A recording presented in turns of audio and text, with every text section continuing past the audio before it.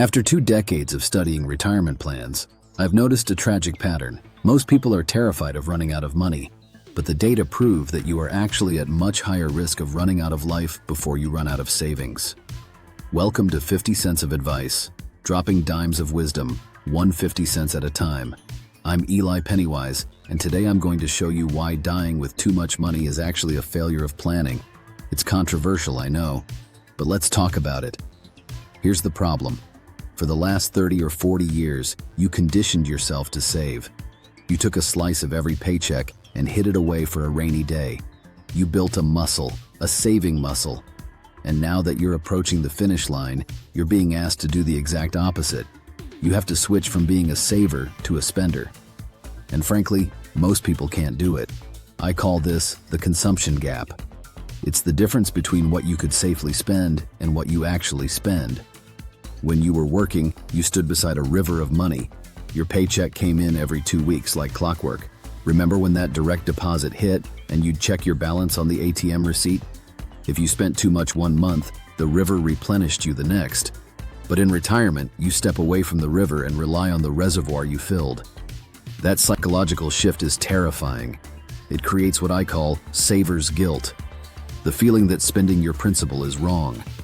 But let's look at the actual numbers, because math doesn't have emotions. According to a 2020 study by BlackRock, researchers looked at retirees across all wealth levels. They found that nearly 2 decades into retirement, the vast majority of people still had 80% of their pre-retirement savings left. In fact, a third of them actually had more money than when they quit working. Think about that. They spent 18 years not working, and their pile of money grew. On paper, that sounds like a success. But in reality, that represents trips not taken, memories not made, and experiences sacrificed for a safety net that was way too thick.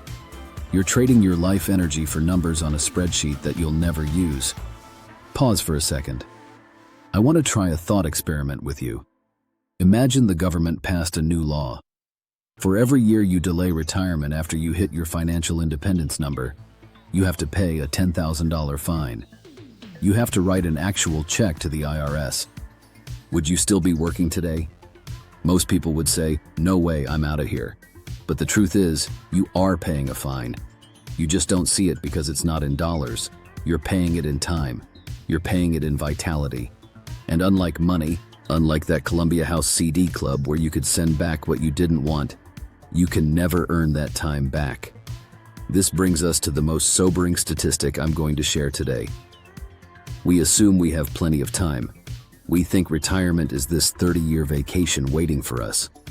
But according to the World Health Organization's 2023 data on healthy life expectancy, the average American loses their health span, that period of active, vibrant health, at age 66.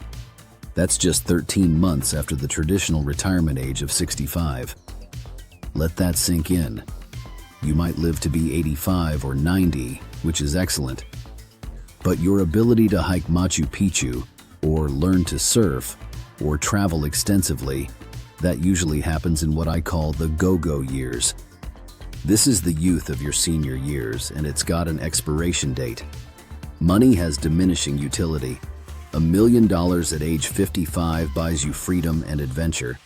That same $1 million at age 85 might buy you the best room in the nursing home with the good Jell-O flavors. We need to optimize for life, not just the bank account. So how do we fix this? I want to give you a permission slip to spend. There's a concept from a book called Die with Zero by Bill Perkins that changed how I think about this. The goal isn't to literally hit zero the day you die. That's too risky for most of us. And frankly, life doesn't work like a VHS tape where you can see exactly when it's about to run out. The goal is not to die with millions you sacrificed your youth to accumulate. If you've oversaved, and according to that BlackRock data, many of you watching this have, you need to create what I call a fun fund. This is money that's mathematically separate from your survival money. If Social Security pays your bills and a safe withdrawal from your portfolio, any excess should be spent guilt-free. If you don't spend it, you're essentially working for free. You're donating your time to your investment account. Now, I know what some of you are thinking. But Eli, I want to leave money for my kids. That's a noble goal. But ask yourself this: when do your kids actually need the money? If you die at 90, your kids are likely in their 60s. They're heading into retirement themselves. They probably don't need a windfall then. They need it now, to buy a house, to start a business, to pay for grandkids' college. There's a saying, give with a warm hand, not a cold one. If you have the resources, seeing the joy that money brings your family while you're alive is infinitely better than having them read about it in a will while fighting over who gets grandma's china. Here's your homework. I want you to calculate your consumption gap this week. Step 1. Look at your guaranteed income. Social Security, pensions, whatever comes in every month without fail. Step 2. Look at a conservative withdrawal from your savings. The classic rule is 4%, but use whatever makes you sleep at night. Step 3. Subtract your actual annual spending from steps 1 and 2 combined. If you have a surplus, if you've got $10,000 or $20,000 a year left over that's just getting reinvested, stop it. That's your memory money. Book the trip, upgrade the car, buy the nice dinner.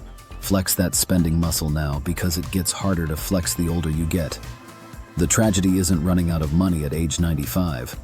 The tragedy is looking back at 75 and realizing you had the means to do everything you dreamed of, but you were too afraid to spend a dime.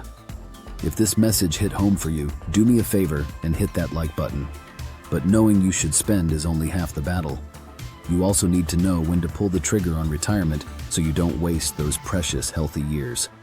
That's why I made this video right here on when to actually take Social Security, the math nobody shows you. I'll see you in that one. I'm Eli Pennywise, and that's your 50 cents of advice. Keep the change.